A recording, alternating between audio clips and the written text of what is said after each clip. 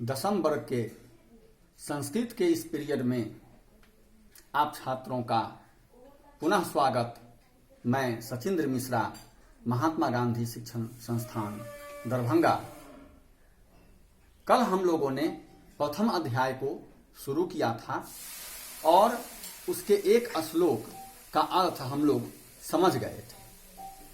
कल यह बता दिया गया था कि किस प्रकार लौह चक्र से चलने वाली गाड़ियां, ये मशीनें, ये सभी मिलकर हमारे पर्यावरण को प्रदूषित कर रहे हैं और इन्होंने हमारे शरीर को पीस दिया है और हमारे मन को शोषित कर दिया है।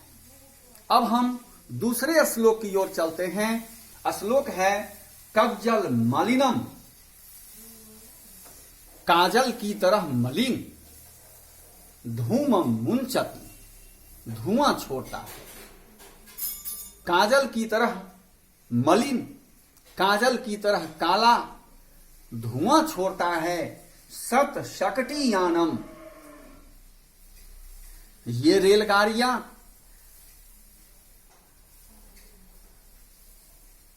काजल की तरह मलिन धुआं छोड़ती है और इसके साथ साथ वाष्पयान माला संधावती, गाड़ियों की पंक्तियां दौड़ती है सड़कों पर, गाड़ियों की पंक्तियां दौड़ती है और वितरंती ध्वानम, काफी ध्वनि चारों तरफ बिखेरती। इन दो पंक्तियों का अर्थ यह है कि सड़कों पर चलने वाली गाड़ियां और रेलगाड़ियां ये काजल की तरह मलिन धुआं छोड़ती हैं और ये काफी अधिक ध्वनि प्रदूषण भी करती है। चूंकि इनसे अनेक तरह की आवाजें आती है, शोरगुल होता है और इन आवाजों और शोरगुल से हम पूरी तरह डिस्टर्ब हो जाते हैं, हम विचलित हो जाते हैं। इतना ही नहीं, कवि कहते हैं यानानाम पंक्तयो ह्यनंता, गाड़ियों की पंक्तियां अनंत हैं। जैसा कि मैंने कल भी आपको कहा था कि यदि मार्ग में थोड़ी सी भी रुकावट होती है तो ऐसी स्थिति में सैकड़ों गाड़ियों को आप पीछे लगी हुई देख सकते। वही यानानाम पंक्तयो ह्यनंता, गाड़ियों की अनंत पंक्तियां हैं। कठिनम संसरणम, जिस कारण सड़कों पर चलना भी असंभव है, अर्थात हम चल नहीं सकते। अतः आज पवित्र वातावरण की आवश्यक है, आज शुद्ध वातावरण की आवश्यक है। तो एक बार हम फिर से देख लें कि रेलगाड़ियां काजल की तरह मलिन धुआं छोड़ती हैं, गाड़ियां काफी ध्वनि उत्पन्न करते हुए दौड़ती हैं, गाड़ियों की अनंत पंक्तियों के कारण चलना दूभर हो गया है, मार्ग अवरुद्ध हो जाता है और इसी कारण पवित्र पर्यावरण की अत्यंत आवश्यकता है। आगे देखते हैं, वायुमंडलम भृशम दूषितम। भृशम का अर्थ होता है काफी अधिक और दूषितम का अर्थ है दूषित। तो वायुमंडलम भृशम दूषितम, वायुमंडल काफी अधिक दूषित है। इसका मतलब है कि हवा पूरी तरह से प्रदूषित हो चुकी है और दिन प्रतिदिन, क्षण प्रति क्षण हमारा वायुमंडल दूषित होता ही जा रहा है, इसमें कोई संदेह नहीं। न ही निर्मलम जलम, और जल भी निर्मल नहीं है, जल भी दूषित हो गया, अर्थात वायुमंडल तो काफी अधिक दूषित हो ही गया है, जल भी निर्मल नहीं है, जल भी पूरी तरह दूषित हो गया है। आगे देखते हैं, क्या और कोई चीज शुद्ध है? भोजन जो हम खाते हैं क्या वह शुद्ध है? क्या वह पवित्र है? कुत्सित वस्तु मिश्रितम भक्ष्यम, कुत्सित वस्तु, बेकार पदार्थ, जो पदार्थ खाने योग्य नहीं है। मैं आपको छोटा सा उदाहरण देता हूं। जैसे चावल खाने योग्य है, क्या कंकड़ खाने योग्य है? कंकड़ खाने योग्य नहीं है। काली मरीच खाने योग्य है, लेकिन पपीता का बीज खाने योग्य नहीं है।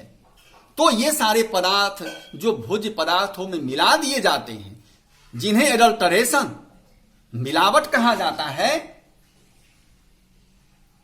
उसी मिलावट की यहां चर्चा हुई है कि हमारे भक्ष्य में, हमारे द्वारा खाए जाने वाले विभिन्न प्रकार के भक्ष्य पदार्थों में, भोज्य पदार्थों में कुत्सित वस्तुएं,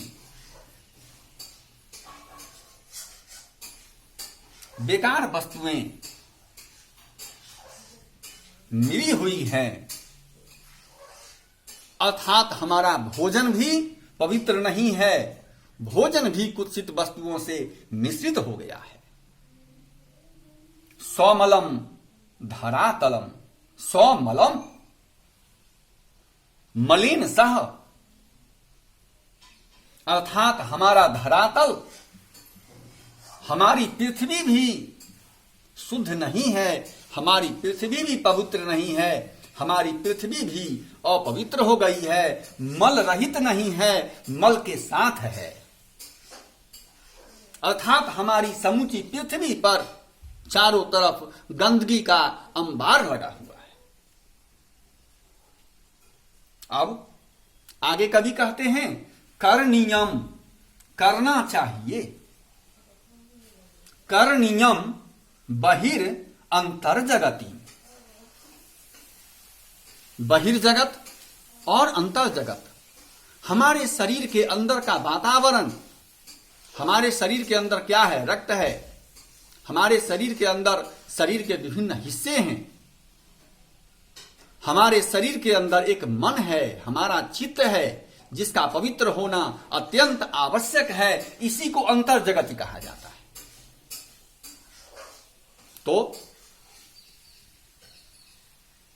और बहिर्जगत अर्थात हमारे शरीर के बाहर जो पर्यावरण है, तो कवि कहते हैं तू बहुशुद्धिकरणम, कवि कहते हैं कि आज आवश्यकता है कि हम अपने बहिर्जगत को और अपने अंतर जगत को, दोनों को पवित्र करने का प्रयास करें, दोनों को शुद्ध करने का प्रयास करें, और इसी से हमारा पर्यावरण शुद्ध होगा। चलते हैं, हमारा जो अंतर जगत है उसका यहां क्या काम, आप सोच रहे होंगे। काम है, चूंकि आज के मानव का मन पवित्र नहीं है, मानव थोड़े से लाभ के लिए लोभ के वशीभूत होकर, लालच में आकर विभिन्न प्रकार के कुत्सित कर्म किया करता है। आज का मानव थोड़े से लाभ के लिए दूसरों को सताता है, यह मन की मलिनता है। आज का मानव सुविधा भोगी हो गया है, अपनी सुविधा का केवल उसे ख्याल है, उसे दूसरे के हित या अहित की कोई चिंता नहीं होती है। आज का मनुष्य गाड़ी खरीदने में नहीं हिचकता, आज का मनुष्य कूड़ों का अंबार लगाने से नहीं हिचकता, वह केवल अपने घर को पवित्र रखना चाहता है, चाहे सड़कें गंदा होती हैं तो होती रहे, इस बात की उसे चिंता नहीं है। अर्थात आज के मानव का मन पवित्र नहीं है। तो इसलिए मानव को पहले अंतर जगत को शुद्ध करना होगा। उसे केवल अपने लिए नहीं, बल्कि पूरी मानव जाति के लिए, पृथ्वी के समस्त प्राणियों के लिए सोचना पड़ेगा। और वह तभी सोच पाएगा जब उसके मन का शुद्धिकरण हो गया हो। इसलिए कवि कहते हैं कि मन का शुद्धिकरण भी आवश्यक है। मतलब हमारे शरीर के अंदर का वातावरण भी शुद्ध हो और हमारे शरीर के बाहर का वातावरण भी शुद्ध हो। दोनों इस तरह आज हम लोगों ने 2 श्लोकों का अर्थ देखा। आप दोनों श्लोकों के अर्थ को समझ गए होंगे। आज इतना ही, फिर कल मिलेंगे और इससे आगे की चर्चा होगी। That's all.